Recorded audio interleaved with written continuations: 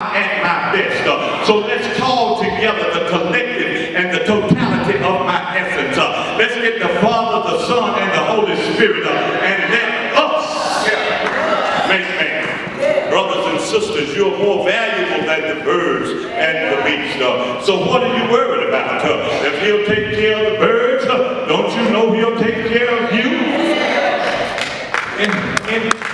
In this text, not only does Jesus give his disciples a look at the animal kingdom, but he also has them to take a look at their own physical anatomy. Verse 27, look at it now. Who among you, by worry, can add a cubit to your stature? Now, a cubit is about 18 inches, the distance between a man's elbow and his hand. Now, some theologians suggest that this verse, Jesus is piggybacking on a cultural nuance. During the first century in the Mediterranean area, it is believed that the average Jew was about 5 feet tall, while his Roman counterpart was much taller and much broader. So the average Jewish man walked around with an inferiority complex because he felt that the Romans were always looking down on him, and he was always having to look up at his counterpart. Now, if that is true, and Jesus is piggybacking on this cultural nuance, he is saying to his Jewish audience, which of you can worry enough to grow tall enough to look in the eyes of a Roman? The lesson for us is there are some boundaries in life that we worry about, that all the worrying in the world is not going to change. Now, I don't know who you are, but this ought to be liberating for somebody. This ought to set somebody free, because some of you are headed for the hospital, headed for the psychiatric ward, and even headed for an early grave, worrying about some things that you can't do anything about.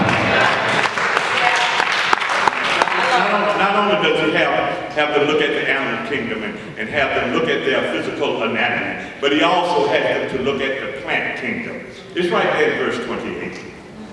Why take ye thought of raiment? Consider the lilies of the field, how they grow and toil not, and neither do they spin. Now, here again, God, Jesus is using his humor. He says, have you ever seen a flower working in a textile mill? He says flowers don't go and get a job in the mill and make their own clothes and dye their blooms different colors. Then he reaches back into the Old Testament and grabs Solomon. Listen to what Jesus says. Even Solomon, with all of his glory, was not arrayed like one of these.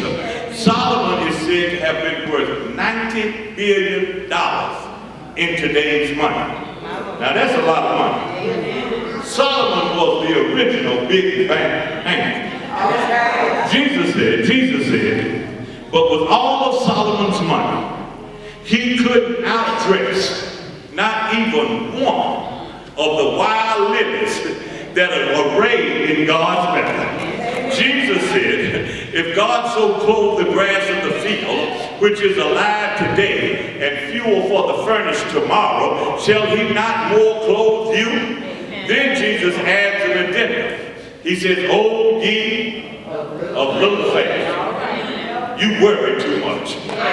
Don't you know that if God will take care of the birds, that if God will take care of the flowers, don't you know he'll put clothes on your back, and bread on your table, and a roof over your head? Now that's what the book says. Somebody say that's what the book says. The book says don't worry because God's got this. One Saturday, while stationed in Baumholder, Germany, my friend Ken Cole and I set out for Frankfurt, Germany. Now Frankfurt was over 100 miles from Baumholder. As was our custom, we were riding along laughing and talking and not paying any attention to what was going on around us. Now when we were about 75 miles out of Baumholder, it occurred to me that I had not gassed up the car. I looked down at the fuel gauge, and the gauge didn't say E for empty. It said R, then E. Now this was a German Volkswagen, and I really didn't know what that meant. R, then E. But I knew that we were low on gas. I looked over at Ken and said, man, we need to stop and get some gas. We drove on for 2 or 3 miles, no gas station. I said, man, we really need to find a gas station and get some gas. We drove on for another couple of miles, still no gas station.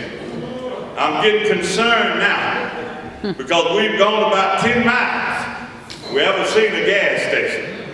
By this time, I got both hands on the wheel and my chin up on the steering wheel, and I'm looking out over the horizon trying to spot a gas station. When all of a sudden, the yellow light pops on and I lost it. Just like I did with OB week before last. Man, we ain't gonna make it. We gotta give out of gas and be stuck on the side of the road. I start praying. I said, Lord, it's January and snowing knee deep, and we're about to run out of gas in the middle of nowhere, in another country, on the other side of the world. Lord, I need to see a gas station. I started praying because all I could see was me on the side of the road with snow up to my waist, a black man in white Germany trying to thumb a ride. My brothers and sisters, I tell you, I lost it. Ken said, he said, wait a minute, do you have an owner's manual? I said, yeah, but I don't need to see no owner's manual. I need to see a gas station because this yellow light is on. He said, where is it? I said, where is what? The gas station? That's what I need. I need a gas station. He said, no, man, where is the owner's manual? I said, it's in the glove box somewhere. He reached over into the glove box, took out the owner's manual, and turned to the section that said fuel efficiency. He started reading the manual. He looked at me and said, the owner's manual says, when the gas hand is on the R, that means you're low on fuel.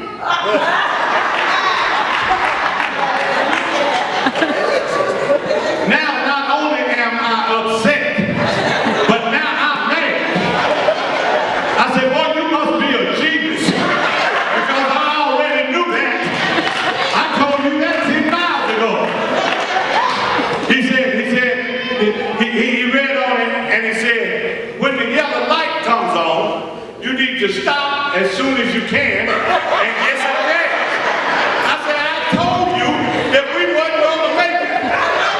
He said, wait a minute, because it goes on to say, however, you should have sufficient fuel to make it another 30 or 35 miles. He closed the book, put it back in the glove compartment, sat back in the passenger seat, folded his arms and said, drive on. We're going to make it because the book said so.